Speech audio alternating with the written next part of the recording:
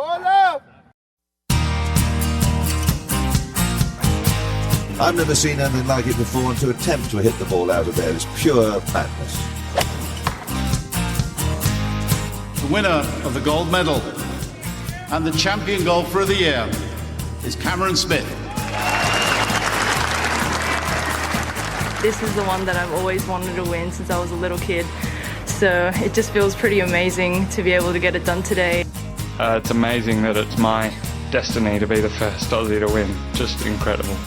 Hello and welcome to a special Majors edition of the Playing from the Tips podcast, the preview and tipping show covering the breadth and depth of professional golf for Golf Australia magazine in our 112th episode.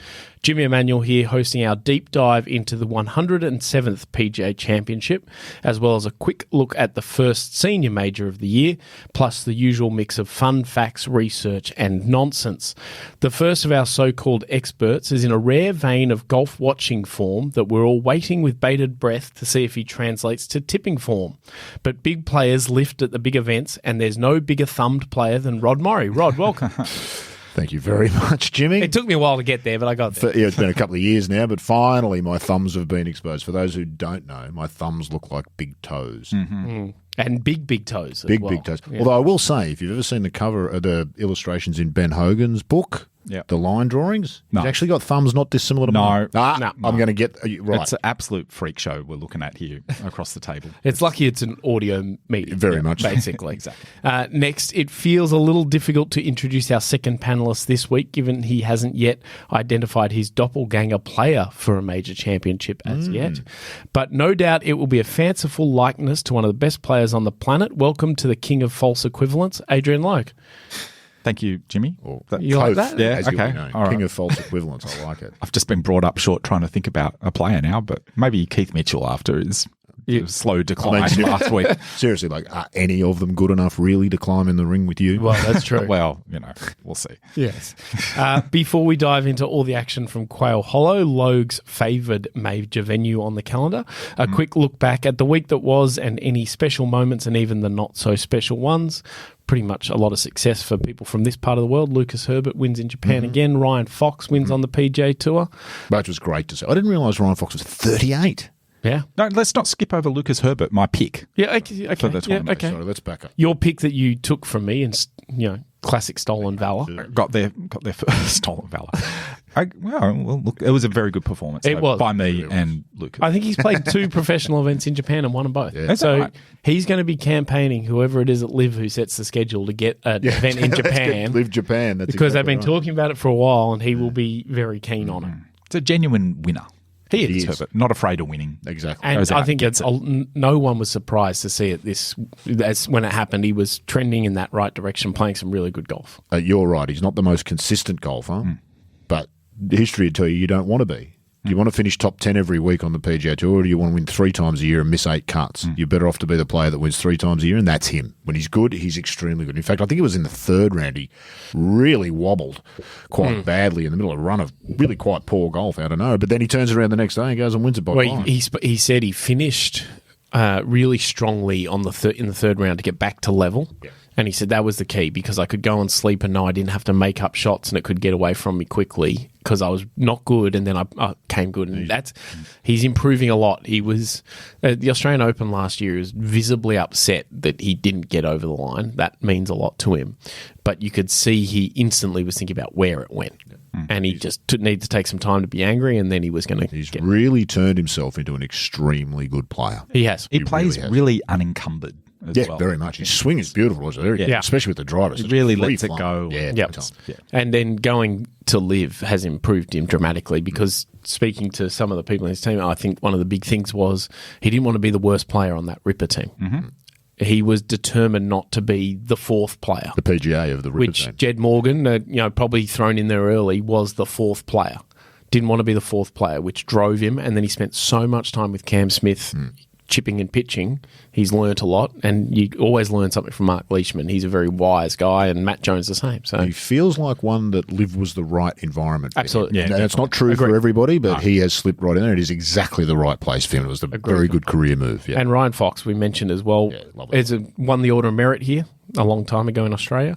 One of the best people in golf. Just a good bloke. Has won at every level. Has won DP World, and then won bigger DP World, now won on the PGA Tour, secondary event, albeit.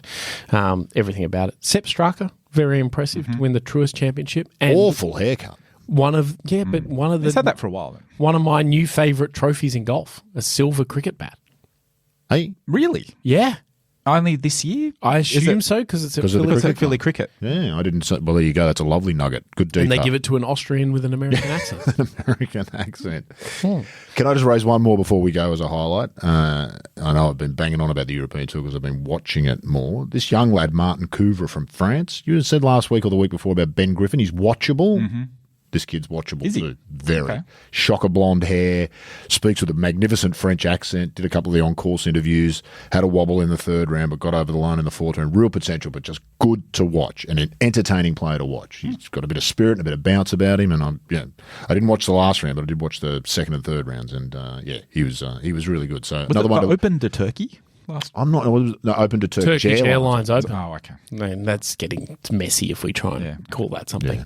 Yeah. LPGA was some highlight stuff as well. Mm-hmm. Gino Titicum, Steph Kyriacou. No surprise, Steph Kyriacou. Really coming into her own, looking like having a really big... Hira Naveed, another I was going to say, top 10. Hira Naveed is one who's really making a name. And I must apologise to Cassie Porter, who I did not mention in the preview of LPGA last week, and she was indeed playing. So I apologise, Cassie. That's Be better.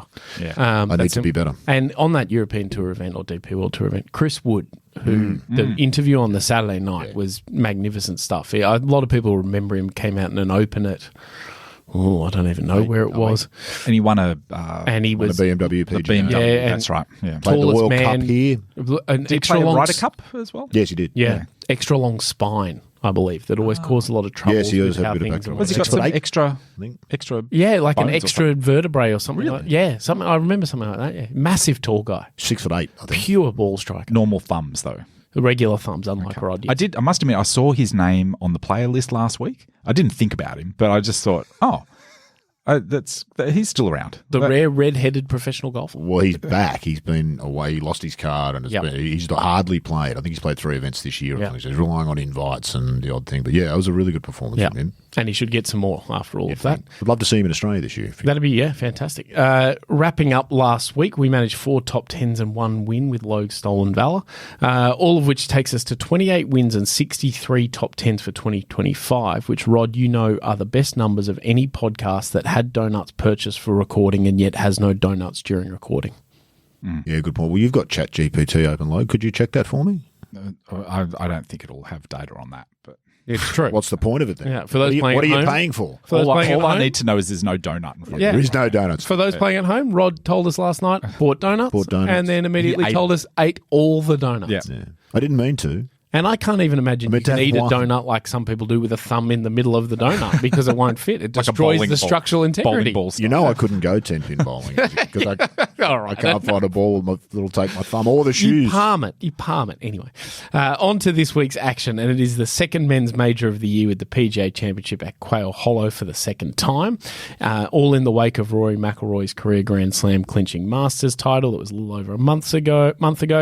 The venue is, of course, a regular PGA Tour host when it's not hosting majors.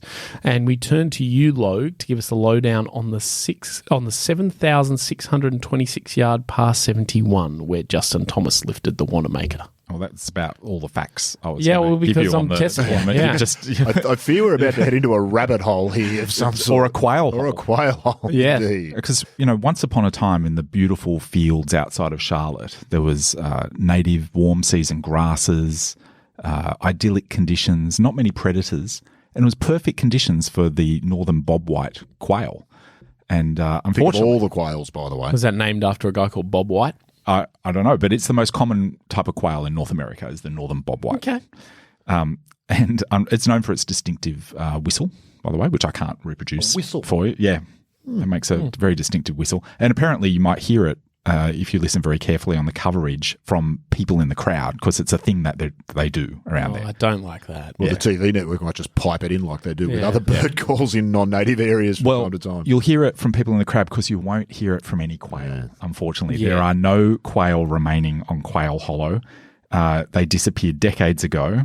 And what was the inciting thing that caused them to vanish? Well, in 1960, round about then, George Cobb went ahead and routed Quail Hollow Club on open dairy fields and replaced those beautiful meadows with mown fairways and Bermuda rough.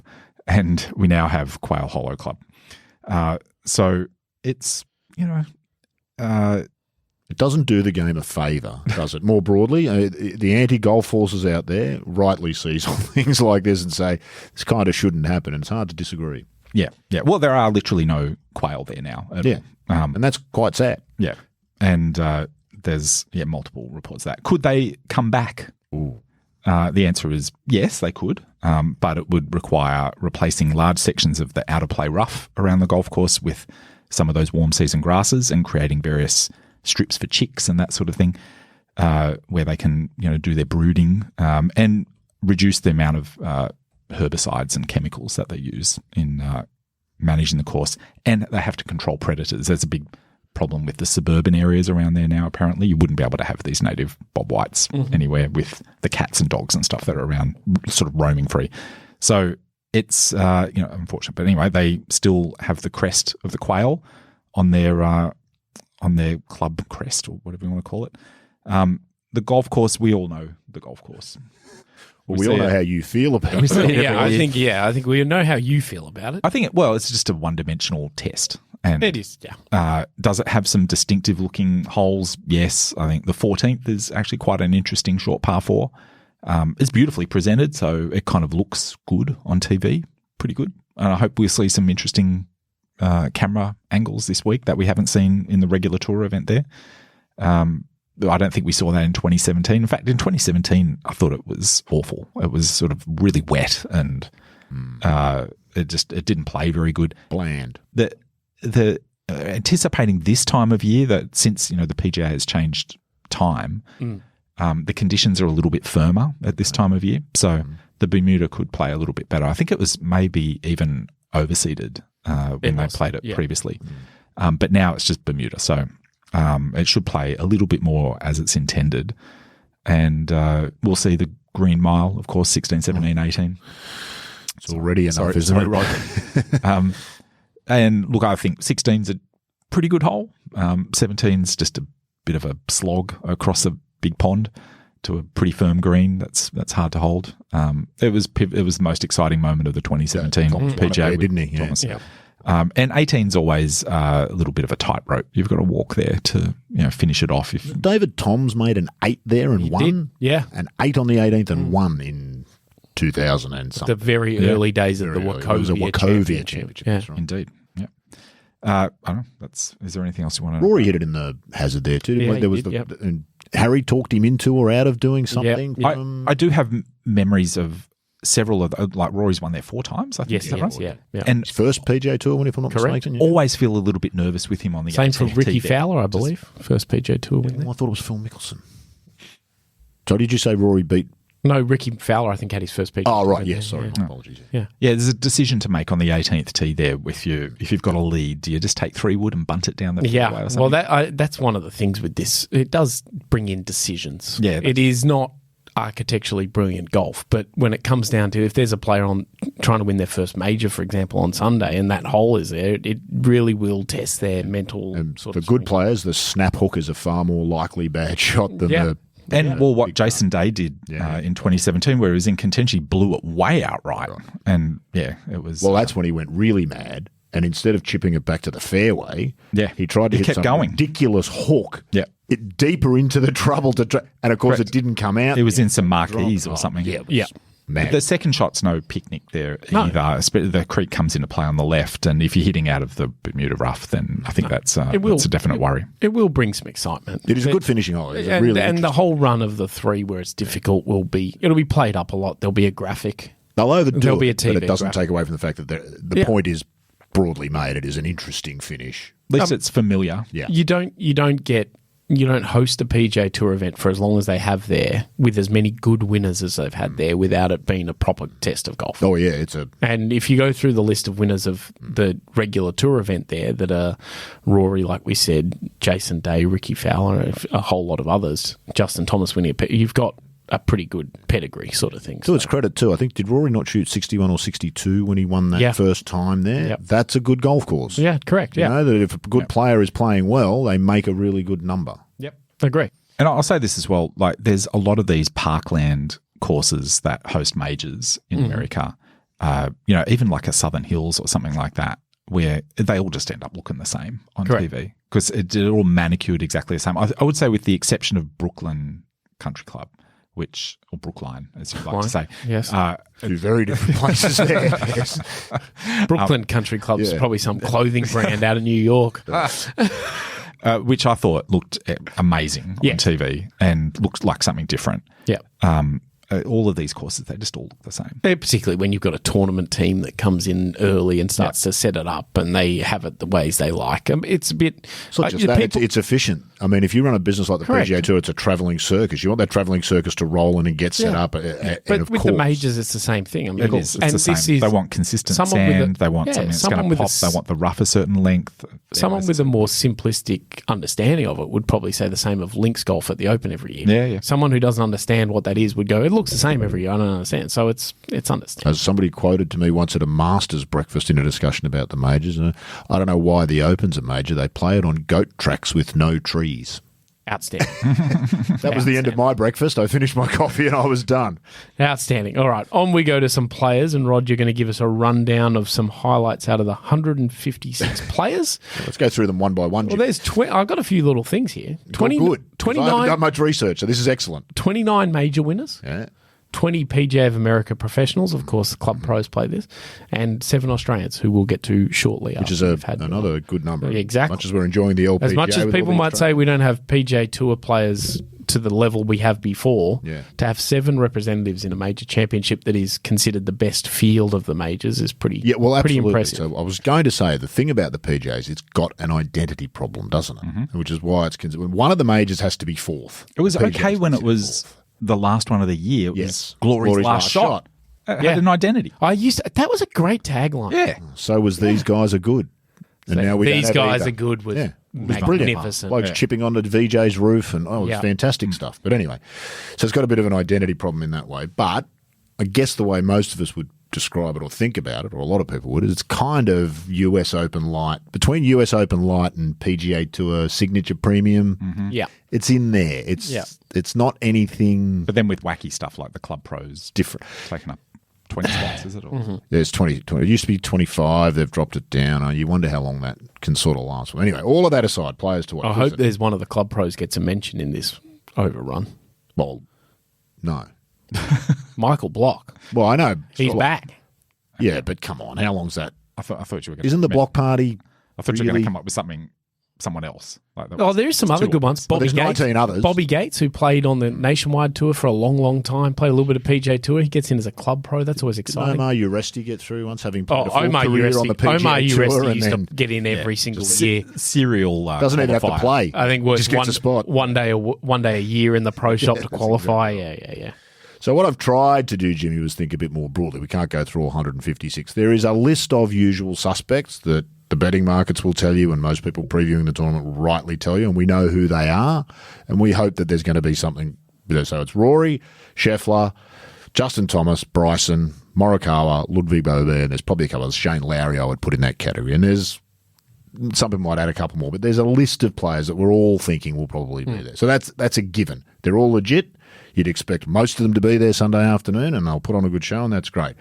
But what might be more interesting, if not them, I think is the more interesting category, particularly at the PGA, where we do see more quote-unquote unlikely winners or unexpected winners than we tend to see at the other majors. Probably less so in recent years, but that's sort of been the thing, because your quintessential week-to-week PGA Tour performer is not out of their comfort zone. You take them over to the old course, it looks nothing like the golf they play, and it really does. But this really suits those guys who play every week. So in that category, and it's just sort of a rung below, I've just picked out a few names. So Corey Connors is one I like, on a course that demands more long approaches than most. So longer iron play. It's not a driver wedge course. Now, you've got to hit it in the fairway. His driving accuracy is decent. His driving length is decent.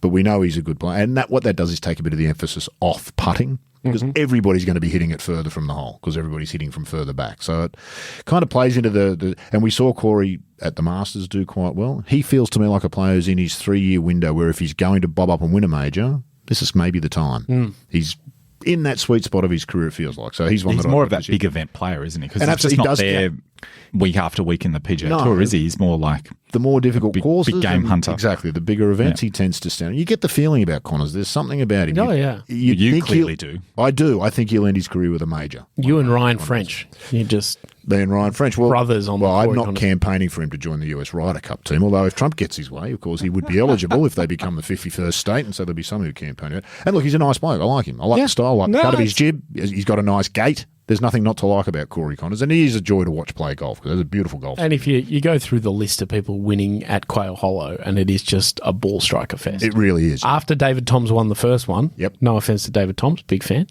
it is just ball strikers. Yes. And if it's not a ball striker, it's a person who's ball striking elevated for that. a year or something That's like right. that. They've fixed something So, out. yeah.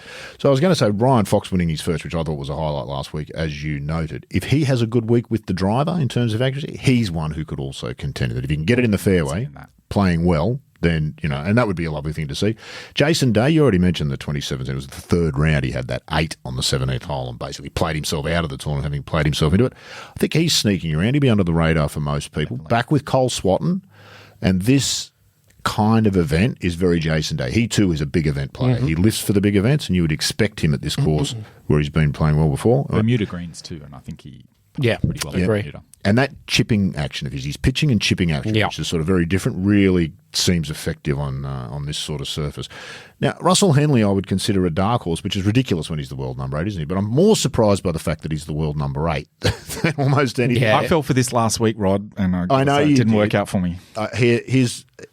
Yes, agreed. But look, I'd put him in that category of he could. Same with Ben Arn. I think he's in that that ball striker. where Absolutely. There's less emphasis on the putting and more on finding the fairways and the greens. He'll come into his own.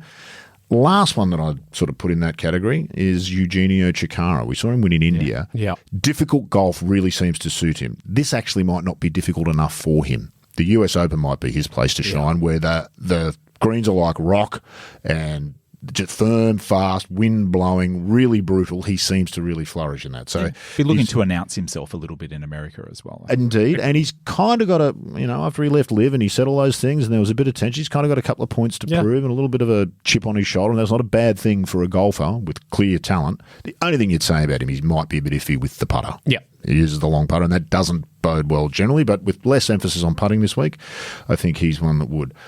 Thought about Højgaards, of course. Of course. Both of them. Yep. And Tommy Fleetwood, another player who you can't imagine finishing his career without at least a PGA Tour victory and quite possibly a major. I believe last week was his 40th top 10 on He's the just PGA a- Tour. He's just It a...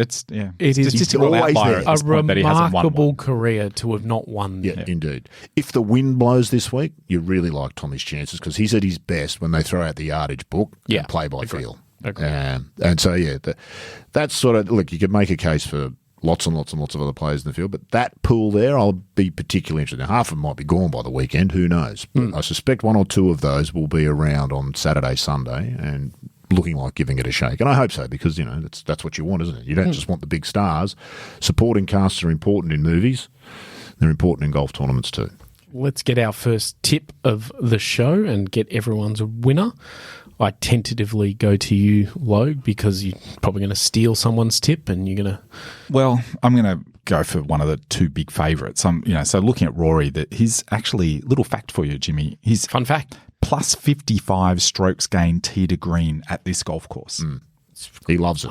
Cumulative. Plus 55 strokes gained tee to green. That's a Woods type statistic. That is, isn't it? yeah. Yeah. So that's remarkable. But Scheffler has his own interesting sort of stat to match that. He's number one in strokes gained approach on par fours between 450 and 500 yards. Okay. And this course has 6. of those Okay. holes. Okay. This is, wow. So, I don't know, that's a bit of a toss-up, but I'm going to go for the strokes gained from Rory, which I think is absolutely amazing. And I'm picking Rory, and good finish last week as well. I'm glad he didn't like go all out and win last week. I think that bodes well. And we'll see. I'm going with Rory. Rod? Do you want to take Scotty or do you want me to? No, you have. Okay, I'll take Scheffler for all the reasons that I do think this week really does shape up as potentially a really important turning point for the game. If Scheffler, DeChambeau and Rory are all there at the end on Sunday, or even two of those three, seeing what we saw at the Masters, it really does make for something incredibly compelling in golf for the rest of the year. So I'll go with Scheffler. Even though you've used him, I'm going with Rory as well. Okay, yeah, Simply, that's allowed. Course That's fit, allowed. tournament fit, form, weight off the shoulders after the last one, root for the story of Grand Slam. It's interesting. It has everything it should. There's been no reduction in pressure on him, has there, as a result of winning the Masters? If anything, the pressure's just like going crazy insane now. He's kind of in carry on. he kind of comes into the Tiger mold, doesn't he? Where it's just an expected thing now that you're going to be. And he didn't play particularly well last week. I think he still finished top 10. Top 10, That's the mark of a player who's really, Yeah. And Scheffler's the big thing. I mean, he wins that week in Texas, takes last week off, and it's ominous. As long as he didn't do any cooking. Yes, correct. Stay out of the kitchen. While we're red hot, we may as well get an outsider pick from everyone. We've go to you, Rod, given you're covering outsiders deeply this week. I'm going a long way outside. Yes. Actually. I'm going to go with Eric Van Rooyen. Nice. Or Ryan. Would he be the first triple name on the PGA tray on the Wanamaker? Oh, for the engraver? Surely not. Who else would have had a triple name? I know your man Corey Connors would be the first Canadian on there. Yes. Only second Canadian to win a major, would he not be? Am I right about that? Mike Weir men's major. Sorry, yes, obviously Brooke Henderson's one. And Sandra Post, I think, too, won. Y.E. Yang. Y.E. stands for two different names. Oh, okay, yeah, good call. All right. Young. Yeah, okay, I'll take that. Fair enough. But anyway. And Davis Love the third is the third. That's like a quad barrel. Well. The third. Yeah.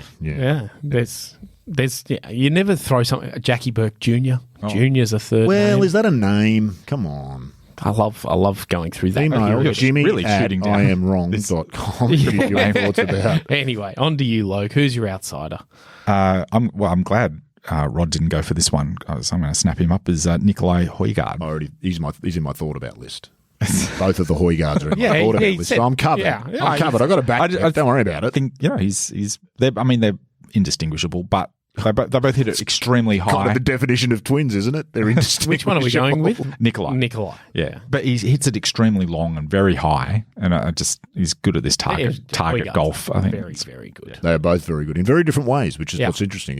Totally different players, but you can't pick them apart. Are we doing thought abouts? No, I did, but I'm going to go with a bit of a different one. Bud Corley. Oh, okay. When he first came out, he Genuine was just outsider. Justin Thomas's mate, but he was away injured for a long time, really badly, and might have been gone.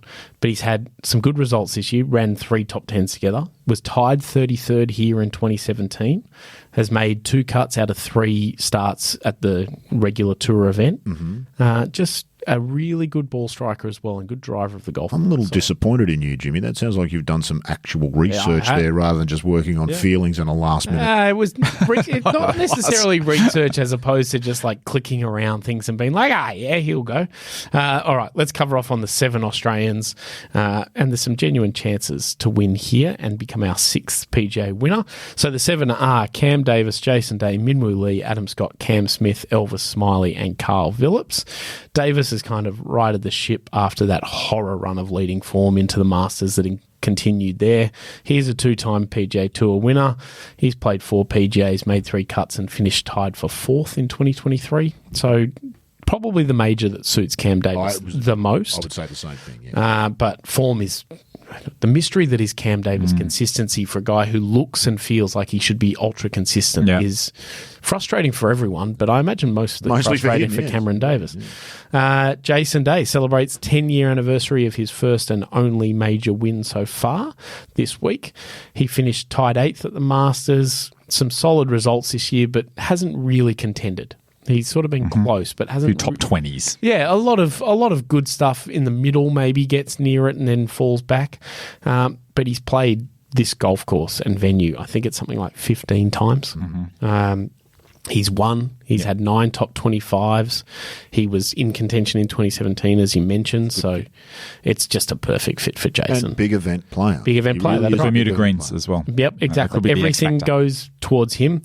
Min Woo, still the top-ranked Aussie male, despite having a bit of a fall-off since his win on the PGA Tour. On paper, golf course fits perfectly, tournament fits perfectly, but he's never had a professional start here. Okay. So, bit of an unknown. He's played a couple of PGAs, made a couple of cuts. Nothing spectacular for Min Woo so far in this one. Probably not the one he's... Whereas we say Cam Davis fits well because Cam Davis is just that player. Min Woo is the kind who would have watched a lot of Masters and a lot of Feels like Open an Championships and that kind of thing. So, Adam Scott, rare miscuts at the Masters and the Players.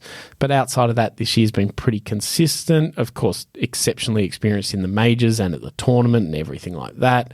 Window is closing. I think Adam knows, everyone knows, but he's never going to give it up. He'll bob up somewhere. Yeah. You feel like he's going to bob up somewhere at some point. Didn't play that well here in 2017. It doesn't seem like a golf course that fits that well. Made a lot of cuts there. Some top 10s, but nothing remarkable. Just hasn't found it to his liking. Cam Smith at Augusta was not at his best, particularly late in the second round, and cost him, but 3 top 10s on live in the lead up to this, so he's sort of bounced back. He's looked like he's found a little bit of something. Major champion, of course. Made a lot of cuts in PGAs, but it's probably his worst of the 4 majors, which for Cam Smith is still pretty bloody good, to be honest. Missed the cut in 2017. Not a great golf course match. Elvis Smiley, first professional event in America. Never played a pro event in America. Is that right? Quite extraordinary. Which quite he's young, but he's been a professional for a long period of time. So COVID really belted it. He was in that group of players who got belted by COVID and the lockdowns. It was very difficult. Chat with someone the start other day to who the talked about that and said, that really, he's one who really missed that window because of that. Second major start after he played the Open last year. He gets in on a special invite for winning the PGA Tour of Australasia Order of Merit. He got in nice and early, played a couple of early practice rounds.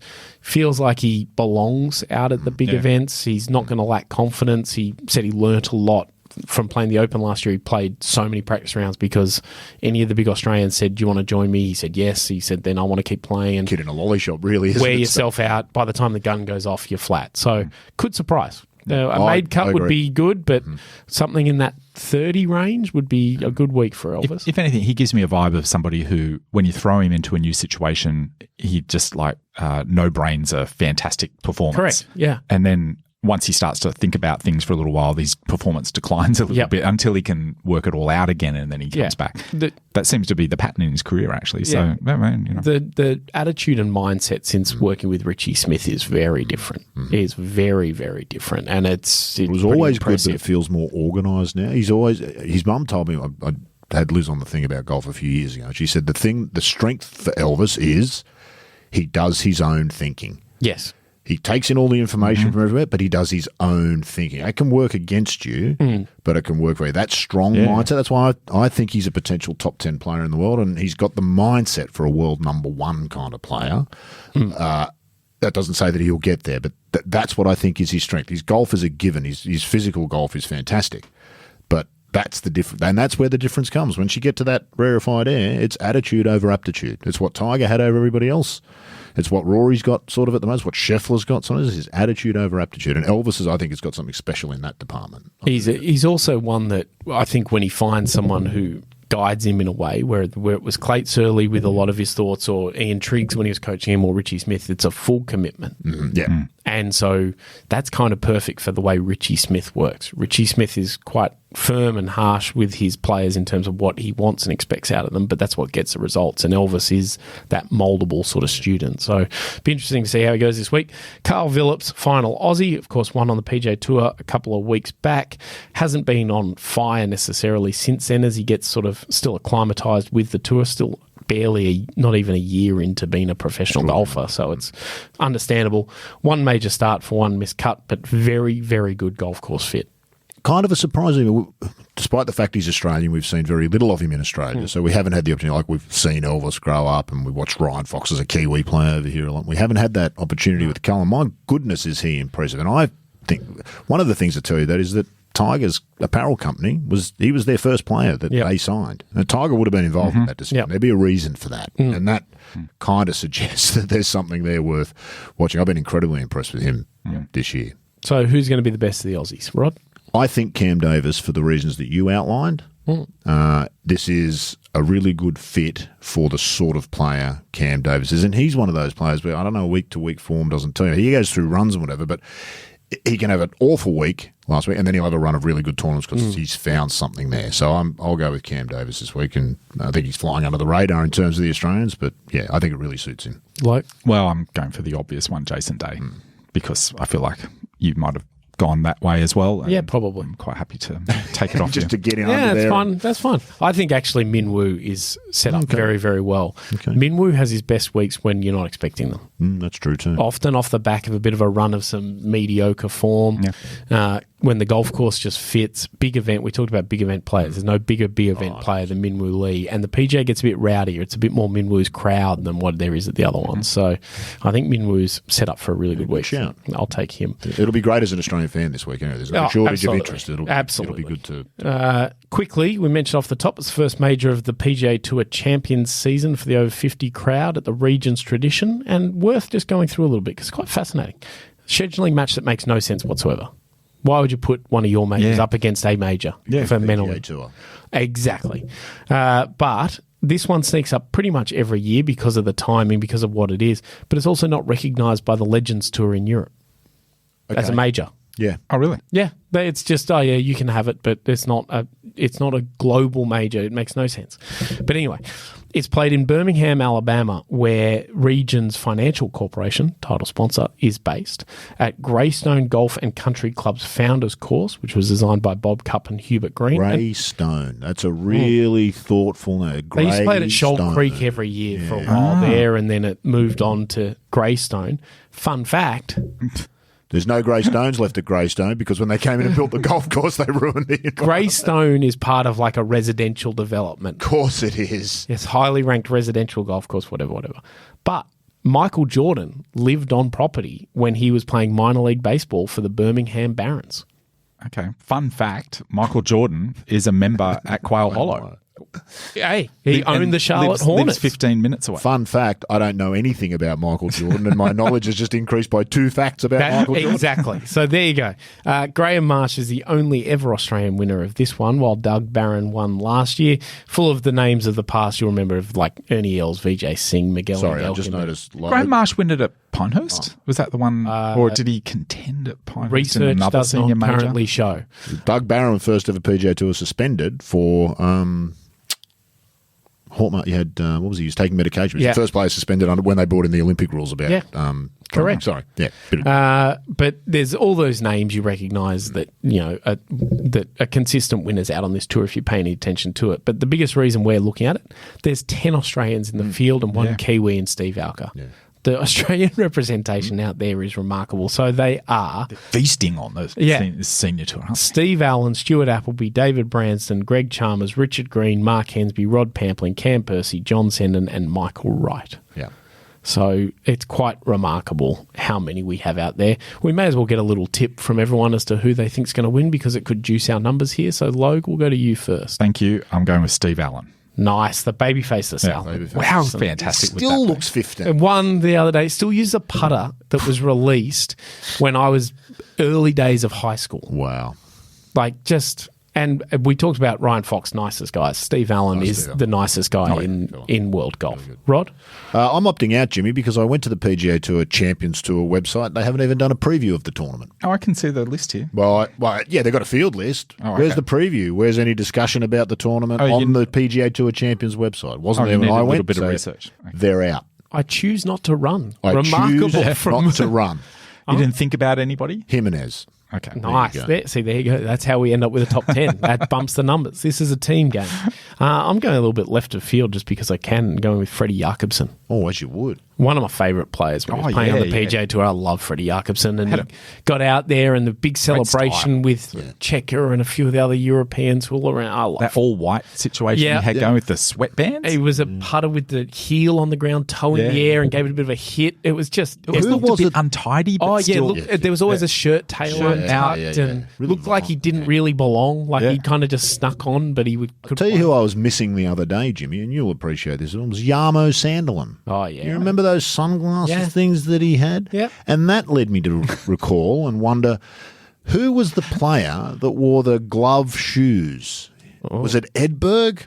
You know those shoes? Stefan Edberg. No, Pele Edberg. Oh, that one. He wore the headband, The guy, he had long hair. Yeah. long blonde hair, and wore. Have you seen those shoes that are like the glove, though, that the toes go in, Vibram used whatever to- they call them? Yeah, gym he, shoes. He yeah. turned up at a tournament wearing a pair of those 8-9 years ago. I can't remember who the player was, but where are those people these So days? region of Europe, like Johan Edfors used to wear the It might painter's have been cap, Edfors. and he used to play with a set of chunky cavity back irons. And it was just, what are you doing out here? And won 4 times in a season in Europe once. Like yeah. Ben Griffin and Martin Kuvra, watchable golfers. Yeah, I like It's it. a whole new category. All right. There you go. Okay. Well, that just about do us for episode 112 of Watchable Golfers, also known as Playing from the Tips. Spin-off show. Yeah. Rod, what snack are you going to tease us with next week? I was thinking about maybe some chocolate chip cookies, not bringing those in. Yeah, anymore. okay. Or eating them all the Or time. eating them all the day Warm it up before. What yeah. I might do next week is actually video myself eating them before. I felt quite sick after I ate all the donuts I yesterday. bet you so- did. Yeah, I and bet feel you like I did. deserve As it it. you should be disgusted in yourself. Logue, can we expect at some stage you're going to be silenced by Big Quail Hollow? Is this the week they finally get you? I don't know. We've been talking this morning about the world. They and silenced AI the Northern and all this. Bob White. Exactly. You won't hear the. That's what I'm genuine alluding whistle to. of the Are you Northern gonna Bob be- White this week? But Yeah. Can you hear the quails screaming at Clarice? Okay. You can, of course, keep completely up to date with the 107th PGA Championship on the Golf Australia magazine website, golfaustralia.com.au, and we will be back next week on Playing from the Tips.